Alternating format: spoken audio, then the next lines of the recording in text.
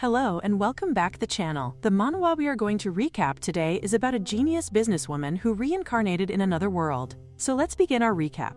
The treasurers are the ones entrusted with managing the nation's finances, budget planning, accounting, fund management, auditing, fraud prevention, and much more. The job demands a wide range of expertise, and as guardians of the national treasury, they work tirelessly, day and night. Edith is told that the security forces need more personnel. The old geezer informs her that they are terribly short-staffed, but from the looks of it, it does not appear that way. She recalls that his department had already received additional personnel recently, and if she remembers correctly, the justification at that time had also been a high workload. He becomes panicked, insisting that they had truly been overloaded back then. Edith presses the matter, questioning why, in that case, there is not a single entry record of those added personnel entering the palace. He becomes even more flustered and hastily claims that it must have been a mistake. However, she has already verified the truth. Upon further investigation, it is discovered that all the listed names are falsified. These people do not exist at all. It is outright fraud. The man is now in a full panic and even attempts to run away. Edith makes it clear that if there is a genuine need for increased staff or budget, she will approve it, but fraud will absolutely not happen under her watch. Her mages are impressed that Edith has the courage to scold a man older than her. This is Edith, the brilliant treasurer who, at the young age of 17, also serves as the assistant to the Minister of Finance. She is insanely productive, working day and night, and she cannot tolerate fraud in any form. She is deeply committed to ensuring that honest workers receive what they actually deserve, managing limited state funds, and improving lives through tax reforms. That is her job, which is why she refuses to turn a blind eye to wrongdoing. She heads back to her office, where her teammates greet her. The Minister of Finance, Gilbert, also greets her, but she is annoyed to see that today the place is clean only because she had cleaned it herself. She complains to him, saying that just yesterday she worked her butt off, but this somehow resulted in even more mess being created. Gilbert apologizes profusely, but she scoffs that if he is truly sorry, he should help with the cleaning. Her colleagues laugh, joking that the two of them are like a helpless father and a responsible daughter. Edith asks Gilbert if he is here for the application for kitchen repairs. She has already processed it. Gilbert is surprised and asks if she really did it already. She lashes out, reminding him that he was the one who actually signed it in the first place. The memory comes back to him, and he admits that, now that she mentions it, he does remember. Gilbert might be hopeless in many ways, but when it comes to counting on her, she always comes through. Even if his organizational skills are a mess, since Edith's arrival just a year ago, the workload has become much easier to handle. She truly appreciates this progress, and after she started managing things, meeting deadlines has become far more achievable. Gilbert admits that with someone as capable as Edith by his side, they have made great strides. Edith sighs that if only Gilbert worked as sincerely as she did, they could accomplish much more. Gilbert praises her proposals, calling them fresh, neat, and amazing, and wonders where she even comes up with such ideas. Someone else steps in, agreeing that he too is impressed by Edith's ideas. It is Prince Oswald. He leans in close, his breath brushing her hair, and asks how his fiancée is doing. Flustered, she demands to know what he is doing here. Gilbert comments that he does not mind Oswald flirting with Edith, but he should at least keep it subtle. Even more flustered, Edith wonders what on earth Oswald is trying to tease her with. The prince remarks that her ideas are groundbreaking and efficient. She offers him a polite thanks, though she cannot reveal to them that all her ideas actually come from memories of her past life. Edith is the 17-year-old daughter of a marquis, and now she stands as the female protagonist of this story. Her father serves as the prime minister, while her mother is a kind and beautiful woman. Her brilliant older brother works as an aide to the crown prince. They live in a large mansion with many servants, a setting entirely different from the life she remembers from her past. It was when Edith was 8 years old that she first realized she had the memories of her previous life. One day, her mother was busy working, so she asked Edith to go and play in the garden. Edith, however, watched her mother work with curiosity, wondering just what kind of job could be so demanding. Then, one day she happened to glance at some papers her mother was handling. Her eyes widened as she saw that the formats were completely different from what she was used to. She recognized every detail, and in that moment, she began to see flashes of her past life scenes of herself as she once was. In her past life, she had been a bright woman working in the finance department of a major company. She believed that everything would be fine as long as she did her job well, or so she thought. But her seniors often dumped work on her, and the work environment was awful. Then, one day, the company president was arrested for tax evasion, triggering the discovery of one irregularity after another. As the person in charge of accounting, she too was interrogated. The public looked at her with suspicion, and she was hounded by the press every day. She managed to get the company's finances back on track, but she would return home each night utterly worn out, still ordered around by her bosses and seniors, cleaning up every mess left behind. One night, she cried herself to sleep, wondering why she had to suffer like this. When she opened her eyes, she found herself reincarnated. From that day, she began gathering knowledge from the library. A child's ability to absorb information is no joke. In a short period, she learned not only about her own country's economy, but also the economies of neighboring nations. While studying economics, she encountered an incident that stirred her past life anger. She went to a shopkeeper and pointed out that his prices were far higher than others, even though his wholesale costs and wages were low. This was suspicious, and upon further investigation, she confirmed it as fraud. She scoffed, thinking it was because of people like him that she had suffered in her past life. She swore she would not forgive such behavior this time. After 2 years of study, she put a certain plan into action. She went to her parents with a proposal to change the poll tax into an income tax. She explained that while the current flat system might seem equal at first glance, it placed a far heavier burden on the lower income class. Her mother agreed that this was true, noting that if they changed it, high-income earners would pay more and might complain. But Edith already had countermeasures. For example, the monetary tax could be reported in writing on a regular basis, showing how it was used, such as for road maintenance. Additionally, benefits like priority passage rights could be granted to high-paying taxpayers. Her mother pointed out that if the tax rate changed for each shop, managing it would become even more difficult. Edith replied that she would introduce a standard template to make it easy to understand. Her mother agreed that the format looked simple and clear. Then she turned to Edith's father and asked for his opinion. Edith's heart pounded. In her past life, no one had ever taken her seriously. And now, in a child's body, she expected him to dismiss her entirely. But her father surprised her. He said bluntly that he wanted to know where she had gotten such a brilliant idea. He declared that it was obviously going to be approved and implemented immediately. He was sure the townspeople would be delighted and expressed his heartfelt thanks to her. This made Edith truly happy. After that, the town went through a series of dramatic developments. Her father, in particular, was so impressed by the use of standard templates that he began talking about it in the royal palace. At first, Edith had wondered why she still had her past life memories, but now she saw it in a positive light. Perhaps this was God's way of telling her to change the economy of this world, and she intended to do so down to the smallest detail. In the finance department, the mages had heard rumors that a new recruit was coming. They were told her age was 16, but they did not care at all. They were just eager to have an extra pair of hands. Finally, Edith entered, introducing herself as the new recruit and giving her name. And that was how she took her very first step toward fiscal reform. The McGregor domain flourishes under Edith's various reforms, transforming into a land as prosperous as the royal capital itself. The pink-haired girl reports that the vegetable harvest remains consistent with previous seasons. She mentions that the wheat yield falls slightly below usual expectations, explaining that the region experiences poor weather conditions affecting crop production. She discusses the harvest reports from other domains as well. Gia confirms the information, stating that everything appears accurate in the reports. The girl exclaims Gia's name with recognition and gratitude. Gia serves as the steward of the McGregor Marquis family, handling administrative duties with precision. The girl expresses her thanks to him and continues discussing how the other domains maintain mostly the same production levels as usual. She points toward him decisively and instructs him to release last year's grain reserves while keeping the selling price consistent with previous market rates. Gia bows respectfully, acknowledging her instructions with complete understanding of the economic strategy. A maid enters the room, expressing concern that the young miss works too intensely for her own well-being. Rita, who serves as Edith's personal maid and bodyguard, worries about her mistress's dedication to work. She observes that Edith continues working even during her designated vacation time.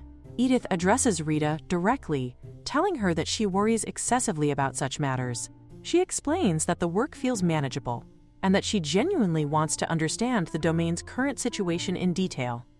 Rita holds a letter in her hands, prompting Edith to inquire about its contents curiously.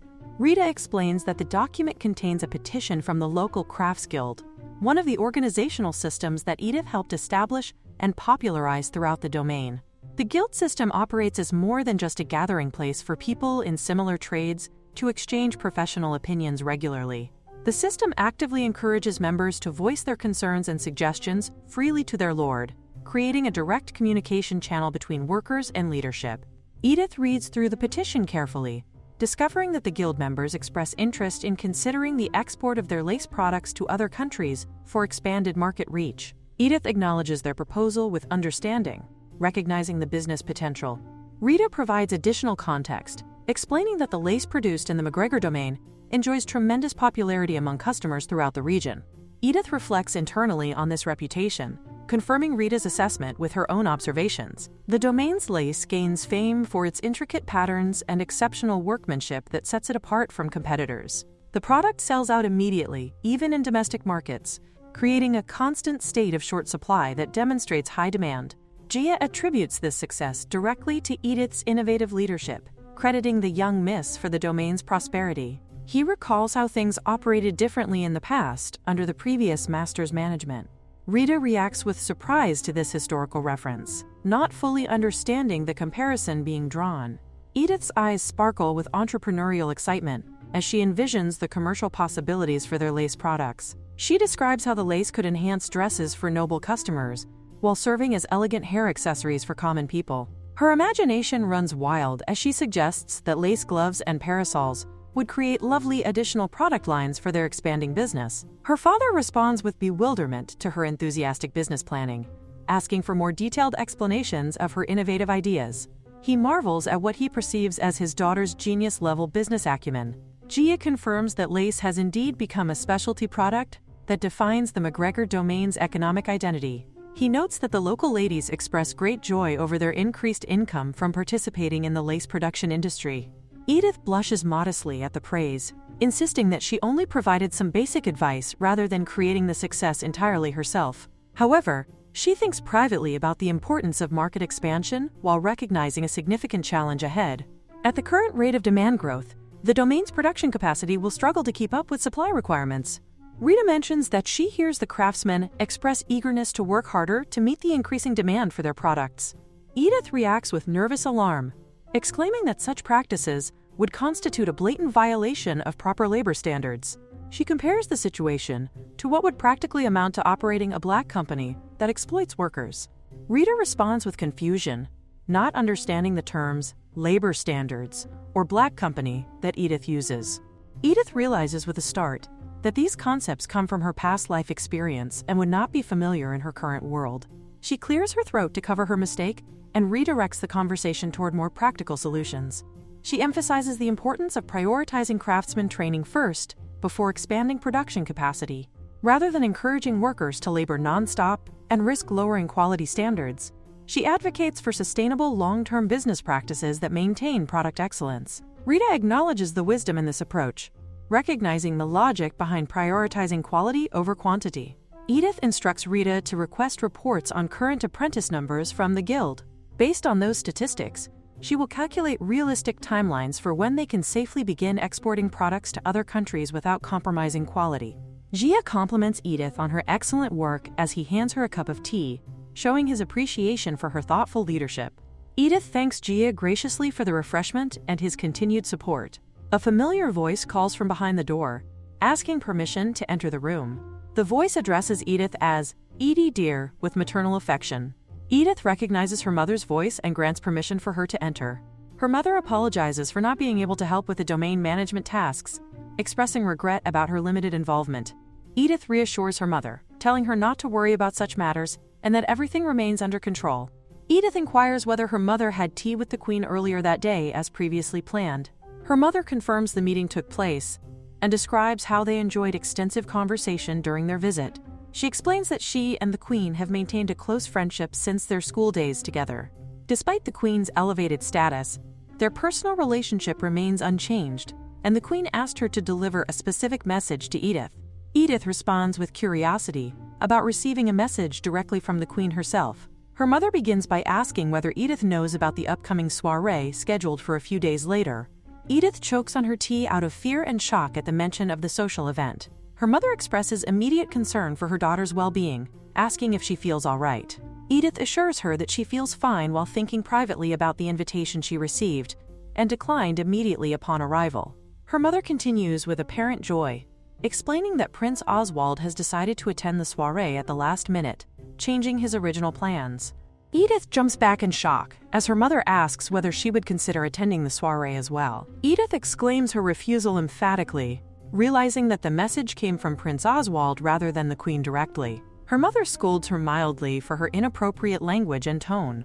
Edith looks down apologetically and remains quiet for several moments before asking why Prince Oswald would want her specifically to attend. Her mother reminds her that they have known each other since childhood, through family connections. Edith protests that they are merely acquaintances through her brother's friendship with the prince, nothing more significant than that. Her mother points out that they always dance together at social events when both attend. Edith explains that such behavior represents her duty as a marquis's daughter and as her brother's friend, rather than personal interest. She argues that while royal family events might require her attendance, her father previously stated that she need not attend regular soirees hosted by other nobles. Her mother responds with mild surprise at this reasoning.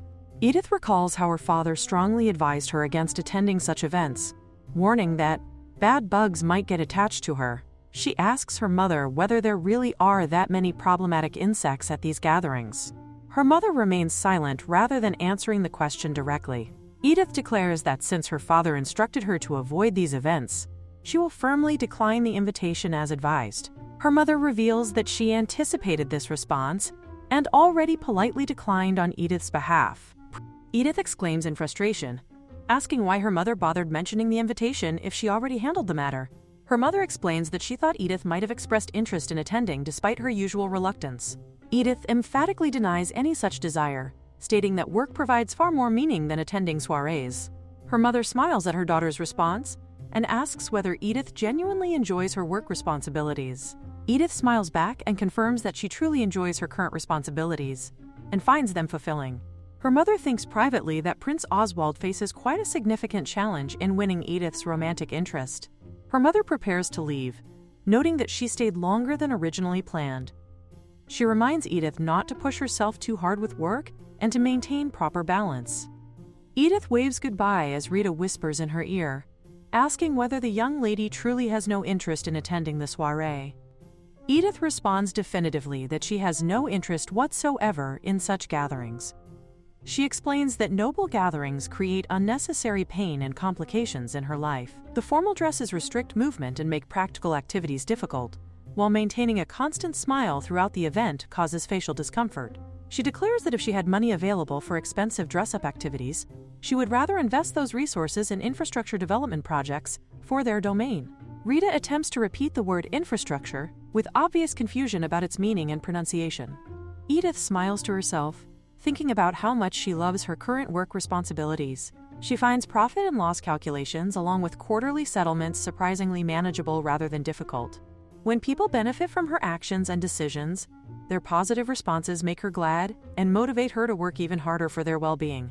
However, one of 3 women at a recent gathering declared that they could never entrust the national treasury to someone like Edith.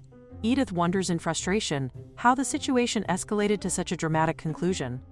Prince Oswald represents the royal family's only son at 20 years of age. He demonstrates excellence in both literary studies and military arts, while also possessing remarkable physical attractiveness. His current fiancé status remains officially listed as none, making him the prime candidate for marriage among eligible noble ladies. The social conversation shifts to romantic speculation as girls sit beside Edith at the dinner table, discussing recent social events with excitement. They debate who represents the top choice for marriage among available noble men in their social circle. The consensus quickly emerges that Prince Oswald obviously holds the top position without serious competition. The girls become flustered as they recall their recent encounter with the prince at close range. One girl expresses disbelief that they managed to see him up close in person during the recent soiree. Another comments that his smile appeared truly wonderful and left a lasting impression on everyone present. Edith thinks privately that everyone seems extremely excited about discussing the recent soiree and romantic possibilities. While she had hoped to hear about different topics entirely, she wanted to learn about the latest trends in fashion, gourmet food, and useful rumors rather than romantic gossip about eligible bachelors. She reflects with frustration that she went through all the trouble of wearing an annoying formal dress for what turned out to be unsuccessful market research with this particular social group. Lady Mireille of House Howard glares at Edith intensely, creating visible tension in the gathering. Edith thinks about how unfortunate it is that the hostess invited both her and Mireille to the same event, knowing their families, political differences. The noble factions divide broadly into 3 distinct political groups throughout the kingdom. The royalist faction consists of those who swear complete loyalty to the royal family and support their governance decisions. The anti-royalist faction includes those who actively oppose royal governance and seek alternative political structures. The neutral faction encompasses those who belong to neither opposing side and try to maintain political balance. The Marquis McGregor family belongs firmly to the royalist faction, supporting the crown's authority and decisions. The Count Howard family aligns with the anti-royalist faction, opposing royal governance on principle. The Count's daughter hosting this tea party belongs to the neutral faction, though she apparently expected anti-royalists would attend alongside royalists. Mireille makes a cutting comment about Edith's education level, suggesting she lacks proper noble training and refinement. The Count's daughter asks Lady Edith directly why she did not attend the recent soiree that everyone else enjoyed. Edith thinks privately about how frustrating these interactions become, especially considering they have only met a few times previously. She finds it presumptuous that Mireille calls her by name without proper permission, while acting overly familiar given their limited acquaintance. Since the McGregor house ranks higher than the Howard house, Lady Marquis McGregor deserves proper etiquette and respectful address. Edith reminds herself of the noble ranking system, where Duke and Marquis positions rank higher than Count, Viscount, and Baron titles respectively. She responds to the question by explaining that she was busy with work responsibilities during the soiree. The Count's daughter expresses that this sounds unfortunate, given the event's significance. Lady Mireille responds with obvious disapproval, pointing out that His Highness the Crown Prince made time in his extremely busy schedule to attend the gathering. She questions how Edith could prioritize work over such an important social obligation, calling such behavior incredibly rude toward the royal family. Another woman chimes in with obvious support for Lady Mireille's position, declaring that Crown Princess candidates should demonstrate consideration like Lady Mireille displays. She makes pointed comments about certain people lacking proper priorities and social awareness. Other women whisper among themselves about the familiar pattern of these confrontations.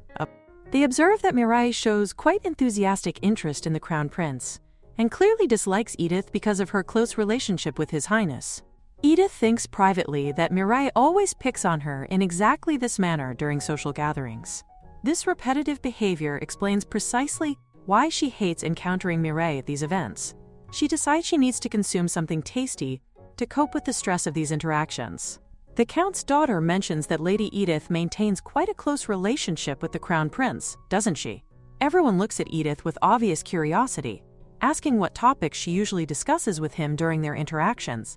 They express envy about her apparent access to royal conversations. Edith thinks privately that this girl demonstrates absolutely no sense of appropriate timing with her comments. She represents the worst kind of troublemaker because she means no genuine harm but creates problems through thoughtless remarks. Mireille becomes visibly angry at this line of questioning, almost breaking her belongings in her fury and frustration.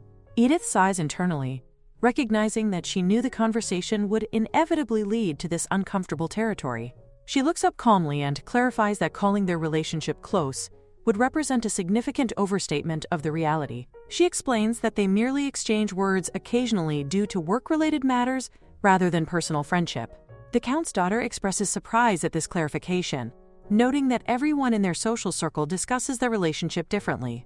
She mentions that popular gossip identifies Lady Edith as the top candidate to become Crown Princess, based on her apparent closeness to Prince Oswald. Edith responds firmly that such speculation represents complete nonsense without factual basis. The other women express surprise at her definitive rejection of the rumors they have been discussing. Edith spells out the word nonsense clearly for emphasis, causing Mireille to become nervous about the direction of the conversation. Mireille shifts tactics by commenting that the Marquess McGregor's daughter seems quite busy with unusual activities for someone of her social status. She questions whether it's appropriate for a Marquess's daughter to engage in work activities, suggesting that such behavior might indicate financial problems within the family. The other girls respond with expressions of pity and concern about potential family difficulties. They discuss how such behavior greatly affects one's credibility and social standing among the nobility. They conclude dramatically that they simply could not trust the national treasury to someone who engages in such questionable activities. Edith thinks privately that Lady Mireille has truly shocked her with this senior-level manipulation and verbal attack. She reflects that Mireille simply complains about everything without accomplishing anything constructive herself. This represents typical all-talk and no-action behavior, since the economy does not run itself through complaints alone. Such backbiting and gossip occurs daily within noble society circles, creating toxic environments for productive discussion. Edith responds that her family's financial situation has nothing to do with her work choices, and that she works because she genuinely wants to contribute meaningfully. Mireille argues that if Edith becomes crown princess, socializing would become absolutely essential to her royal duties. She claims that someone who uses business responsibilities as excuses to avoid society could never qualify as a legitimate candidate for such an important position. Rather than focusing on what she dismissively calls petty money-making, Mireille suggests that Edith should concentrate on more important matters befitting her social status. Edith becomes extremely frustrated by these comments, but maintains her composure and keeps a straight face despite her internal anger. The woman beside Mireille supports her position by declaring that only someone diligent and elegant, like Lady Mireille, could possibly fit the crown princess role properly. She asks for agreement from the other women present, creating pressure for public support of Mireille's candidacy. Everyone looks at Edith with obvious worry about how she will respond to these pointed attacks on her character and priorities. Edith thinks privately that the conversation has reached its predictable conclusion with personal attacks and political maneuvering. She honestly could not care less about the crown princess candidate speculation and gossip that dominates their conversations. She might be able to overlook them picking on her, simply because they dislike her personally for various reasons. However, she absolutely cannot tolerate their attacks on working women in general, or their implications that she would commit corruption if given access to the national treasury. These accusations cross lines that she will not allow to go unchallenged, regardless of social conventions. Edith smiles and declares that she takes serious offense to their comments and implications. She asks directly what exactly they find wrong with women who choose to work and contribute to society. Everyone, including Mireille, reacts with startled surprise at Edith's direct confrontation of their assumptions and criticisms. Edith asks Lady Mireille whether she knows the identity of the current headmaid serving the royal household. Mireille responds with confusion, admitting that she does not know this information. Edith explains that the current headmaid holds the title of Duchess, though she married into the position rather than inheriting it directly. More significantly, she reveals that the headmaid is actually the current king's aunt, making her a member of the royal family by blood relation. Mireille exclaims with shock that a former royal family member would work as a maid in any capacity. Edith continues her explanation by stating that the woman chooses to work because she wants to eliminate corruption from the royal household and enrich their kingdom through honest service. She notes sadly that corruption appears rampant among certain nobles throughout their society, making honest work even more valuable and necessary. Mireille becomes extremely nervous at these pointed comments and turns her face away while making a disgusted sound of frustration.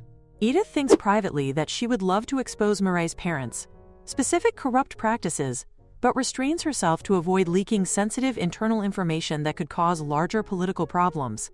She addresses Mireille directly, encouraging her to aim for the crown princess position if she truly wishes to pursue it. However, she points out that such a role would require extensive study of the nation's economy, living conditions, public order, and foreign affairs as well. Being crown princess involves far more than social gatherings and elegant appearance, requiring genuine competence in governance matters. She encourages Mireille to study these subjects thoroughly and wishes her the best of luck with obvious sarcasm in her tone.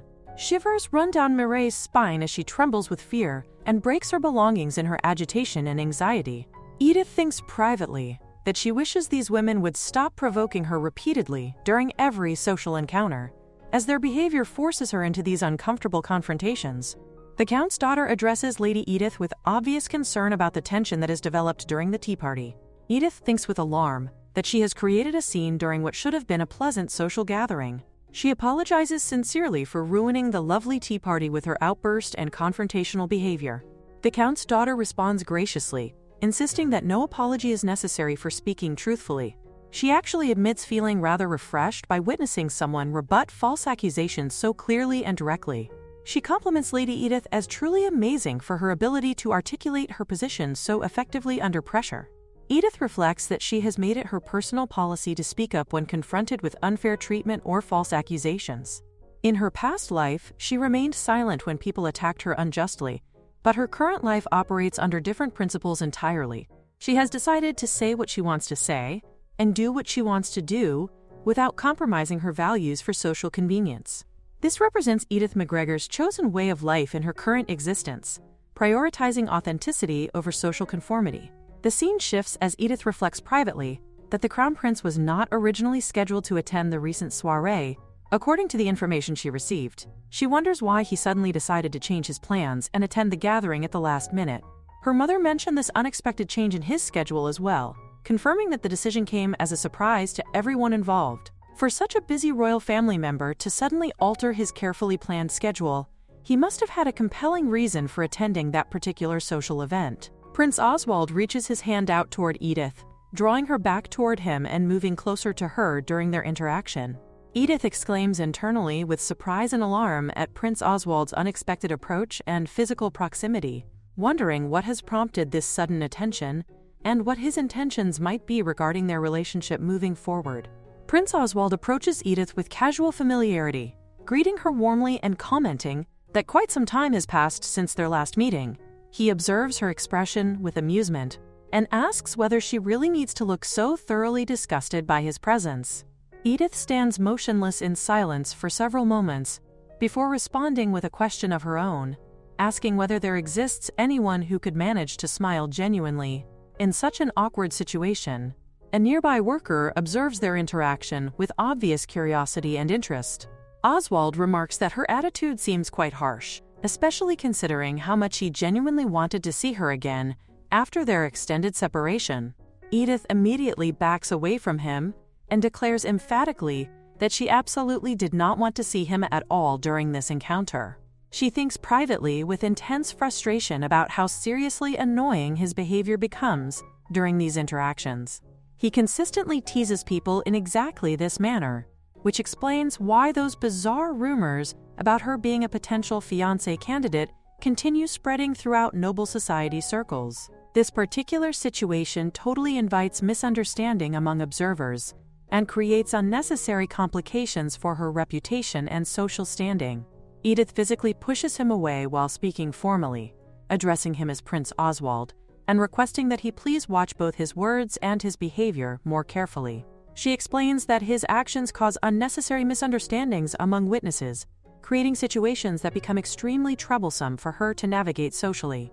Oswald stands silently for a moment before moving even closer to her personal space, suggesting that perhaps they should simply allow people to misunderstand their relationship, since the truth remains just between the two of them anyway. The observing worker becomes visibly flustered by this intimate exchange and lets out a loud expression of surprise and shock. Edith's mood shifts dramatically as she becomes genuinely grumpy and visibly angry, warning him that she will seriously become mad if he continues this inappropriate behavior. Oswald recognizes her escalating anger and backs away slightly, offering a casual apology for pushing the boundaries too far during their conversation. They begin walking together as Edith questions whether his behavior represents some kind of calculated trick designed to avoid the persistent advances of eager noble ladies seeking his romantic attention.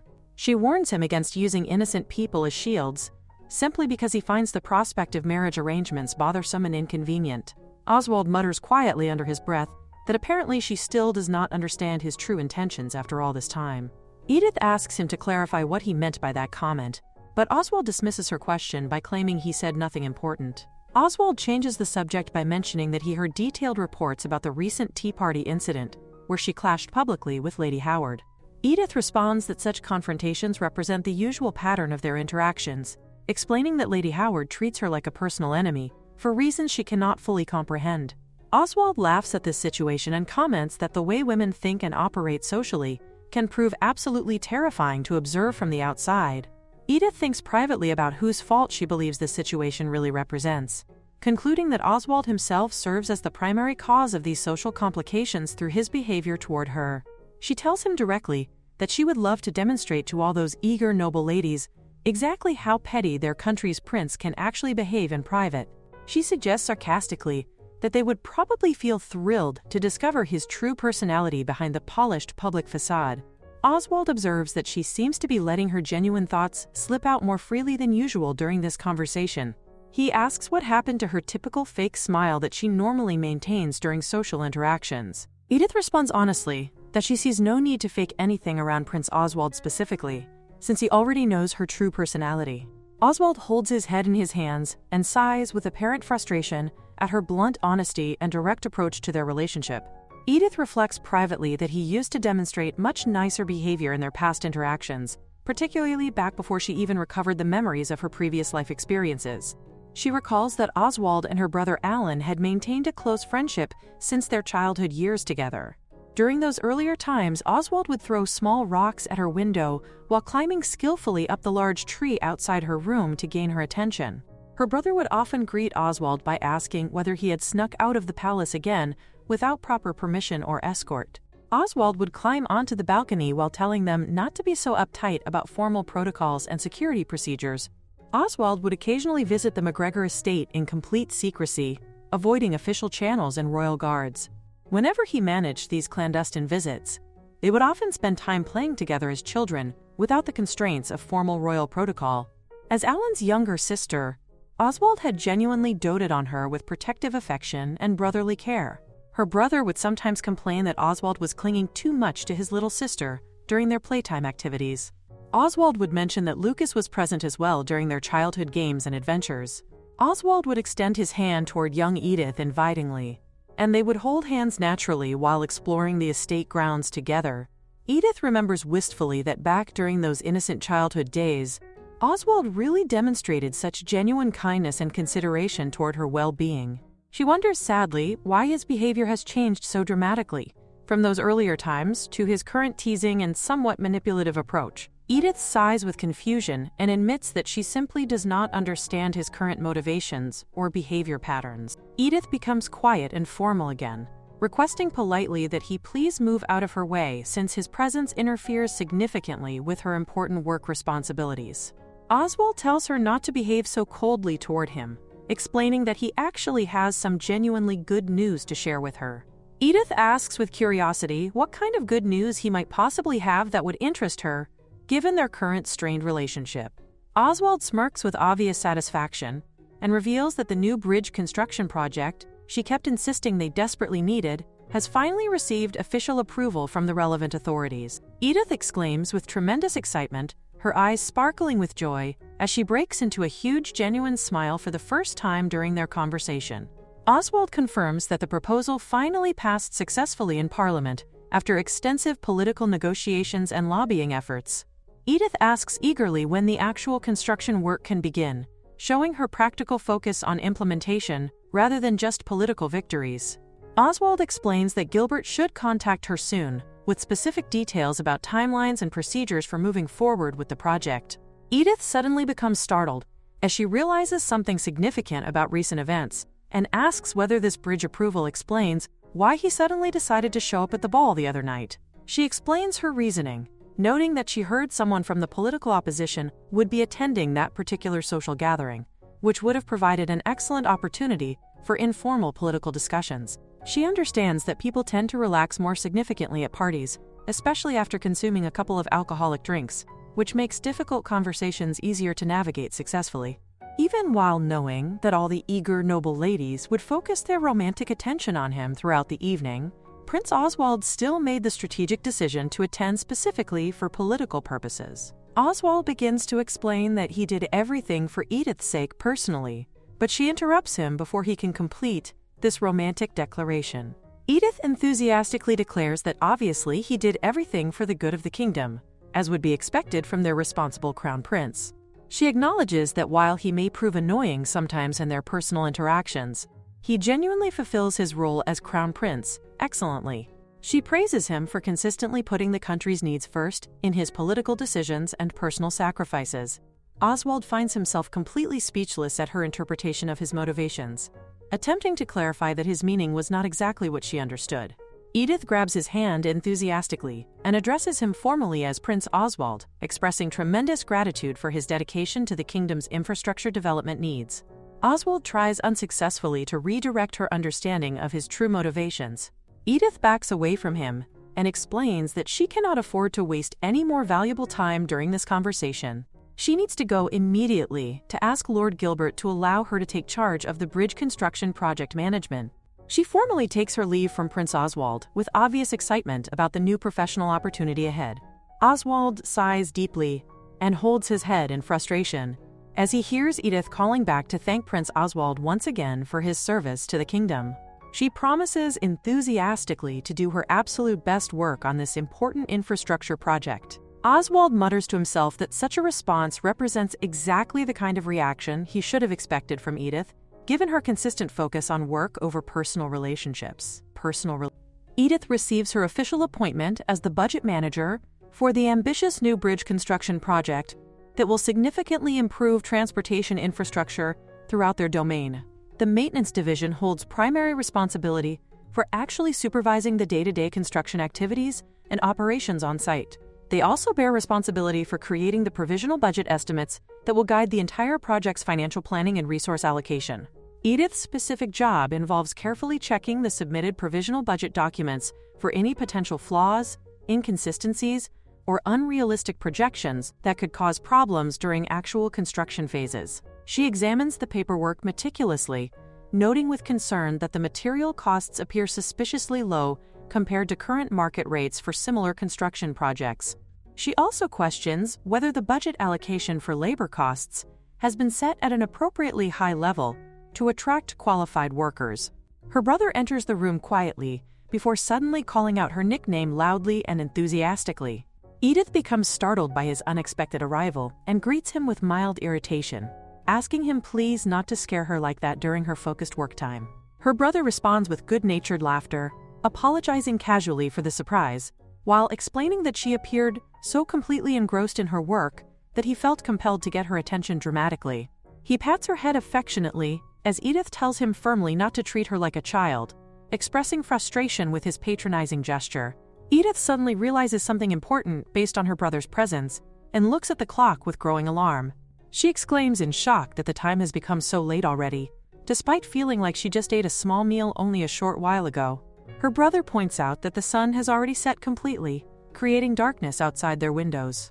He suggests honestly that she should at least attempt to relax properly on her designated day off from regular work responsibilities. Edith argues that precisely because today represents her day off, she can research topics to her heart's content without interruption from routine duties. She explains that if she had complete freedom to choose her activities, she would have been holed up in the archive since early morning, studying historical records and technical documents. Her brother responds with mild teasing, suggesting that if she continues making statements like that, their father will probably cry from worry about her work obsession. Edith stands awkwardly as she remembers recent scenes of their father begging Eddie to please allow him some rest from worrying about her excessive work habits. Her brother holds his head and explains that, of course, their father would feel sad if Edith absorbed herself in research activities all day without proper breaks. He would become so worried that she might collapse from exhaustion that he might actually abandon his own important work responsibilities to check on her well-being. Edith exclaims with shock that she would never allow such a thing to happen to their father's professional duties. Her brother continues his explanation by noting that because his adorable little sister's health and happiness represent more important priorities than anything else, it could not be helped if something unfortunate happened to His Highness in the meantime, due to their father's distraction. He suggests with obvious exaggeration that their father would definitely abandon his work responsibilities if necessary to ensure Edith's safety. Edith declares emphatically that she absolutely will not allow such disruption to occur within their family or their father's professional obligations. She acknowledges that meals represent important aspects of maintaining proper health, and that taking appropriate breaks plays a crucial role in sustainable work practices. Her brother laughs off his dramatic scenario, admitting that he was just kidding about the extreme consequences. but he notes that her commitment to better work-life balance now represents a binding promise between them.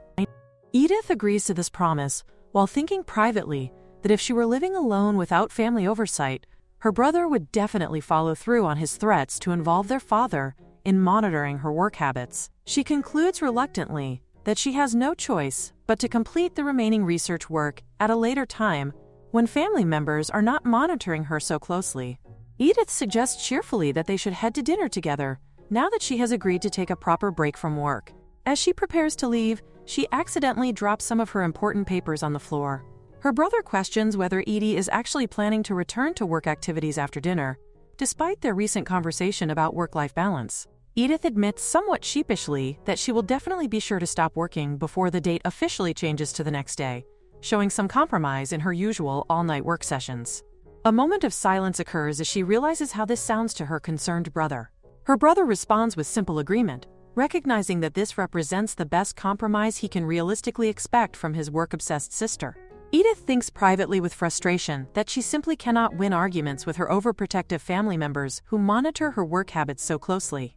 Later that night, as Edith lies on her bed with her eyes wide open, she rolls around restlessly while expressing her desire to return to the archives for more research work. She wants desperately to continue working on the bridge project analysis, but she knows that her brother has probably given specific instructions to Gia to keep a close eye on Edie's evening activities. She reflects with mixed affection and annoyance that all her family members demonstrate ridiculously overprotective behavior toward her work habits and personal well-being. She wonders why they develop such intense concern for her activities and realizes that the fault lies with her own past behavior. Right after she recovered the memories of her previous life experiences, she studied intensively from morning until night to learn everything possible about this world's economics, politics, and social structures. Then one day, their father exclaimed with panic that the young lady was nowhere to be found and could possibly have been kidnapped by enemies. He ordered servants to search the entire country if necessary to locate her safely.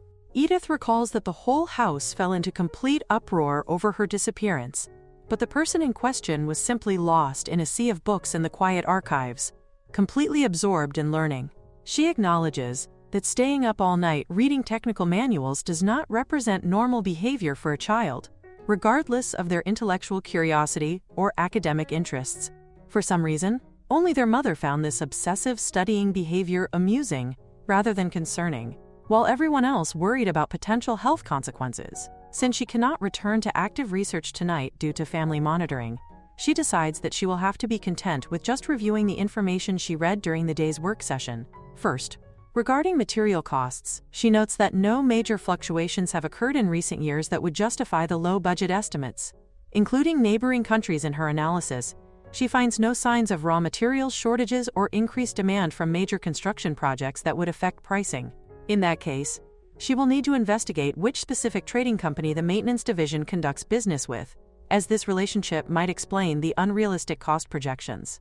Next, she examines personnel costs in detail and exclaims with shock at how cheap the proposed wages appear. She realizes that they will not be able to gather any qualified workers with such low compensation offers. These wages compare unfavorably with general housing construction projects, which typically require less specialized skills than major bridge construction. She wonders whether the maintenance division plans to raise wages according to the actual number of days worked, creating a performance-based compensation system. She also questions whether the miscellaneous expenses category has been budgeted too high compared to other project components. Edith thinks privately that miscellaneous expenses represent a key category often used in fraudulent schemes because their purpose remains deliberately unclear, making the allocated money easy to embezzle without detection. However, if this represents an intentional fraud attempt, the approach seems too clumsy and obvious for experienced criminals. If the creators truly intended fraud, they should have inflated the material and personnel costs as well to create a more believable overall budget that would not raise immediate suspicions. Rather than representing deliberate fraud, the budget problems seem more likely to result from inexperience and inadequate knowledge of construction project requirements.